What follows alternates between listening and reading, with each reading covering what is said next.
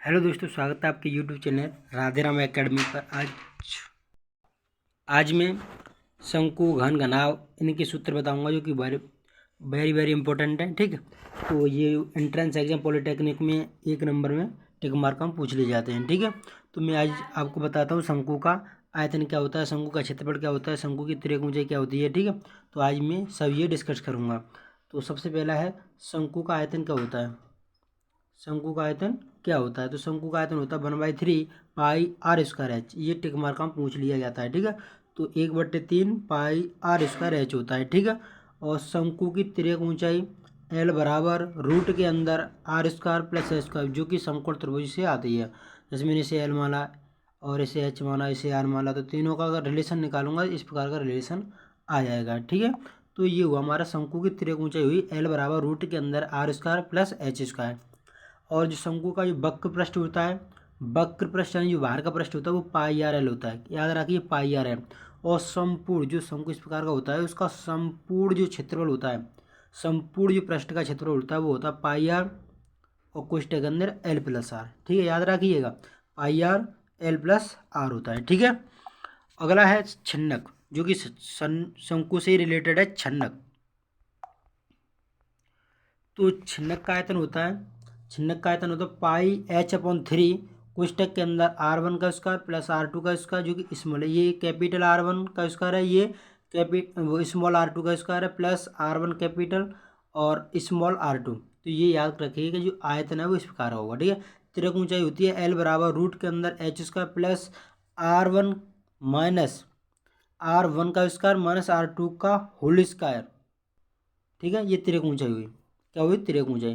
तो आपको समझ में आ रहा है तो आप याद कर लीजिएगा, इनको रट लीजिएगा, रट के तभी आपको याद रहेंगे। ठीक है, ये वक्र पृष्ठ, छिन्नक का जो वक्र पृष्ठ होता है वो होता है पाई R1 प्लस R2, लेकिन कैपिटल R1 होगा एक और एक होगा R2 जो कि स्मॉल होगा, और कोष्ठक के अंदर, कोष्ठक के जो बाहर है वो एल है। ठीक है, क्या है, एल रहेगा। तो ये हुआ छिन्नक का वक्र पृष्ठ। अगले चलते हैं संपूर्ण क्षेत्रफल पर। तो संपूर्ण क्षेत्रफल का होता है pi L R1 plus R2 जो कि स्मॉल है प्लस पाई R1 का स्क्वायर प्लस R2 का स्क्वायर। ये हुआ छिन्नक का संपूर्ण पृष्ठ का क्षेत्रफल। ठीक है, चलते हैं अगले टॉपिक की तरफ, यानी कि जिसको घन कहते हैं, घन। तो घन का आयतन क्या होता है ये बता दूं आपको। घन का आयतन होता है ए क्यू, मतलब ए अगर 3 भुजाएं तो ए गुणा ए क्या होगा, ए गुणा ए। मैं अब दोबारा लिख के बताता हूँ, ए गुणा ए गुणा ए। तो ए मतलब क्या हुआ, ए क्यू, 3 घात हो जाएंगे ना, 3 मल्टीप्लाई होंगे तो ये हुआ घन का आयतन हुआ ए की पावर 3। याद रखिए जो घन का आयतन होता है वो ए की पावर 3 होता है। घन का संपूर्ण सतह का क्षेत्र होता है 6a स्क्वायर। याद रखिएगा घन का संपूर्ण सतह का जो क्षेत्रफल है वो 6a स्क्वायर होता है। और घन का विकर्ण होता है रूट में 3a। घन का विकर्ण कितना होता है, रूट में 3a। उसके बाद आता है घनाव, उसके बाद आता है घनाव। घनाव क्या है, घनाव का आयतन क्या होता है, एल गुणा बी गुणा एच, यानी कि लंबाई गुणा चौड़ाई गुणा ऊंचाई। तो ये घनाव का आयतन हो गया। घनाव के समस्त पृष्ठों का क्षेत्रफल होता है 2LV plus BH plus HL, यानी कि लंबाई चौड़ाई, जैसे ये LV प्लस BH, जैसे कि लंबाई L लंबाई है, B चौड़ाई है और H ऊंचाई है। ठीक है, तो इस प्रकार हम लिख सकते हैं 2LV plus BH plus HL। ठीक है, तो ये हुआ घनाव के समस्त पृष्ठों का क्षेत्रफल हो गया। अच्छा, घनाव का विकर्ण क्या होता है, रूट के अंदर L square plus B square और प्लस H स्क्वायर होगा। ठीक है, घनाव का विकर्ण, ये याद रखिएगा। उसके बाद चलते हैं अगले टॉपिक की तरफ, जो कि हमारा है बेलन। तो बेलन का आयतन होता है पाई आर स्क्वायर एच। बेलन का जो आयतन होता है, वॉल्यूम होता है, वो पाई आर स्क्वायर एच होता है। ठीक है, और वक्र पृष्ठ, ठीक है, तो जो बेलन का वक्र पृष्ठ का क्षेत्रफल होता है वो होता है 2πr/h। याद रखिए 2πr/h, वक्र पृष्ठ का क्षेत्रफल 2πr/h होता है।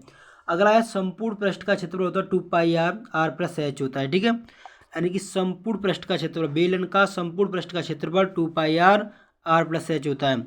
समबाहु त्रिभुज का क्षेत्रफल √3/4 गुणा भुजा का स्क्वायर, √3/4 गुणा भुजा का उसका। इससे रिलेटेड एंट्रेंस एग्जाम में क्वेश्चन पूछा जाता है, जिसमें तुम्हें एक भुजा दी होगी और आपको पूछा होगा क्षेत्रफल क्या है, तो आपको ये फॉर्मूला लगाना है, √3/4 गुणा भुजा उसने दी होगी 3 4, आपको 4 का स्क्वायर करना है, 3 दिया तो 3 का स्क्वायर करना है, और आपको इस प्रकार का क्षेत्रफल निकल आएगा। ठीक है, ये याद रखिएगा, ये समभाव त्रिभुज का क्षेत्र पूछा जाता है।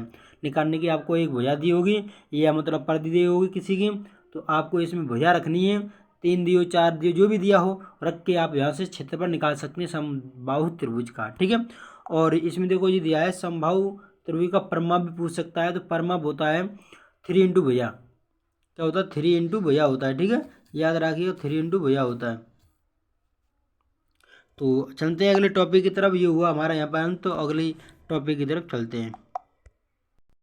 अगला आया हमारा समद्विबाहु त्रिभुज का क्षेत्रफल। तो समद्विबाहु त्रिभुज का क्षेत्रफल होता है 1/4 और भुजा, ये मतलब जो बी और ए दे लिखा है बीच में, इसमें भुजा है, ये दो दो भुजा दी होंगी, यानी समद्विबाहु, सम माने बराबर, द्विमान दोनों भुजाएं, अगर दोनों भुजा बराबर हैं तो वो समद्विबाहु त्रिभुज होता है। इसका जो क्षेत्रफल होता है वो 1/4 ए, रूट के अंदर 4b स्क्वायर माइनस का ए स्क्वायर होता है, जो कि रूट लगा हुआ है। ठीक है, याद रखिए रूट लगा हुआ है। ठीक है, तो ये क्षेत्रफल हुआ, आपको याद करना है इसका। और समद्विबाहु त्रिभुज का परिमाप क्या होता है? a+b+c या a+2b, याद रखिएगा a+b+c या a+2b।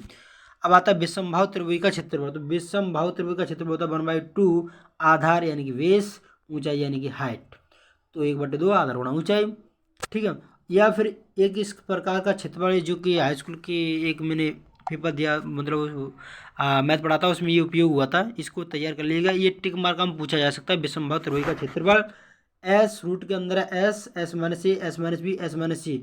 अगर हमें एस का मान निकालना है तो हम एस का मान ऐसे निकालेंगे, तीनों का योग करेंगे, यानी कि तीनों भुजा दी होंगी उनका योग a+b+c/2, इससे योग करके और 2 से भाग कर देंगे, तो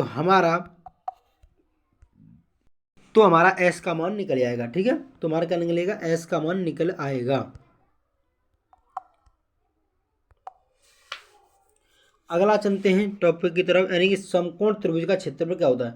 समकोण त्रिभुज का क्षेत्रफल होता है 1/2 आधार गुणा लंब, वही है विषम कोण समकोण जो भी है वो वही होता है। समकोण त्रिभुज का क्षेत्रफल होता है 1/2 आधार गुणा लंब। समकोण त्रिभुज का परिमाप होता है लंबाई, वो लंब प्लस आधार प्लस कर्ण, ये याद रखिए समकोण त्रिभुज का परिमाप लंब प्लस आधार प्लस कर्ण होता है। समांतर चतुर्भुज का क्षेत्रफल 2 गुणा त्रिभुज एबीसी का क्षेत्रफल, समांतर चतुर्भुज का परिमाप भुजाओं का योगफल 2a+b, ये समांतर चतुर्भुज का क्षेत्रफल हुआ यहाँ तक, उसका परिमाप होता है भुजाओं का योगफल 2a+b। अब चलते हैं अगले टॉपिक की तरफ, जो कि वेरी वेरी इंपॉर्टेंट है और आपके एग्जाम में पूछा जाता है। आयत से रिलेटेड एक ने क्वेश्चन 100% आता है, ये याद रखिएगा। यूपी पॉलिटेक्निक एंट्रेंस एग्जाम 2022 तैयारी करते रहिए। देखते हैं आयत का क्षेत्रफल क्या होता है। आयत का क्षेत्रफल होता है लंबाई गुणा चौड़ाई, लंबाई गुणा चौड़ाई होता है। आयत का विकर्ण होता है रूट के अंदर l² प्लस b² यानी कि लंबाई का स्क्वायर और प्लस चौड़ाई का स्क्वायर। अब चलते हैं अर्धगोले का जो आयतन होता है 2/3 πr³ होता है, याद रखिएगा अर्धगोले का आयतन होता है 2/3 πr³। वक्र पृष्ठ होता है 2πr², संपूर्ण पृष्ठ होता है 3πr², और गोले का जो आयतन आपको दिया है, गोले का आयतन होता है 4/3 πr³, पृष्ठीय क्षेत्र 4πr², और 2 अर्धगोले प्लस एक बेलन से बनी आकृति के लिए संपूर्ण पृष्ठ यानी कि वक्र पृष्ठ 2πr h+r। अगर वीडियो अच्छी लगी तो लाइक कीजिएगा।